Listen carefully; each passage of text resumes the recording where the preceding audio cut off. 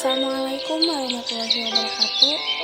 Perkenalkan, nama saya Ainun Hoirunisa, kelas 10 Farmasi 3 SMKN 1 Garut. Saya Ainun Hoirunisa akan menjelaskan tentang fenomena gelombang dalam kehidupan sehari-hari. Fisika merupakan mata pelajaran yang dekat dengan kehidupan sehari-hari. Banyak ditemukan fenomena fisika dalam kehidupan sehari-hari di sekitar kita yang sering kita temukan. Salah satunya, pada gelombang terdapat berbagai macam fenomena gelombang dalam kehidupan sehari-hari. Gelombang adalah peristiwa perambatan energi dari suatu tempat ke tempat lain. Berikut ini adalah fenomena gelombang dalam kehidupan sehari-hari. 1. Fenomena terjadinya petir. Petir merupakan gejala alam atau biasa disebut dengan listrik udara. Petir terjadi diakibatkan terkumpulnya ion bebas bermuatan positif dan negatif di awan. Ion listrik dihasilkan oleh gesekan antara awan dan juga kejadian ionisasi ini disebabkan oleh perubahan bentuk air mulai dari cair menjadi gas atau sebaliknya, bahkan padat atau es. Ion bebas menempati permukaan awan dan bergerak mengikuti angin yang menembus. Bila awan-awan berkumpul di suatu tempat, maka awan bermuatan akan memiliki beda potensial yang cukup untuk menyambar permukaan, maka inilah yang disebut petir. 2. Fenomena terjadinya tsunami. Tsunami merupakan gelombang pasang yang terjadi akibat gempa bumi dangkal di dasar laut. Secara fisika, gelombang tsunami adalah waktu rambat gelombangnya lebih lama dibandingkan dengan gelombang seismik untuk menempuh jarak yang sama. Selain itu, gelombang tsunami juga memiliki kecepatan yang lebih besar saat merambat di samudera dan energi yang dilepas atau diserap sangat kecil.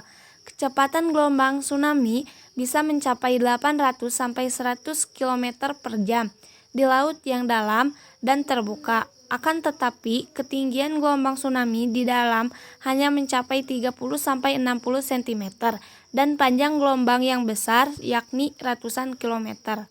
3. Fenomena terjadinya pelangi. Cahaya yang berasal dari matahari adalah cahaya yang bersifat polikromatik, yaitu cahaya yang terdiri dari beberapa panjang gelombang. Oleh karenanya, cahaya polikromatik ini dapat dipisah menjadi beberapa cahaya monokromatik, yakni cahaya yang terdiri dari satu panjang gelombang saja yang dapat secara jelas dilihat oleh mata seperti merah.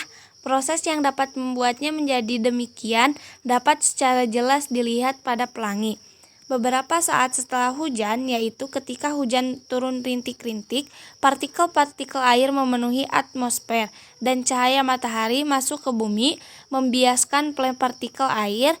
Masing-masing panjang gelombang terbiaskan atau terbelokkan dengan sudut yang berbeda. Hal ini disebabkan karena masing-masing warna yang terbiaskan mempunyai frekuensi dan panjang gelombang yang berbeda. 4. Fenomena terjadinya gelombang pada laut. Gelombang adalah energi yang merambat. Bentuk-bentuk energi dapat berupa macam-macam seperti halnya dengan terjadinya gelombang pada laut. Gelombang terjadi karena adanya energi yang menyertainya. Atmosfer bumi selalu berubah-ubah. Perbedaan tekanan antara suatu daerah dengan yang lainnya berbeda. Hal inilah yang dapat mengakibatkan terjadinya angin. Angin di atas lautan mentransfer energinya ke perairan yang menyebabkan terjadinya gelombang. Ketika gelombang memasuki zona pantai, maka gelombang akan membentuk ombak besar karena perbedaan ketinggian dari dasar laut. Sekian dari saya, mohon maaf bila ada kesalahan. Wassalamualaikum warahmatullahi wabarakatuh.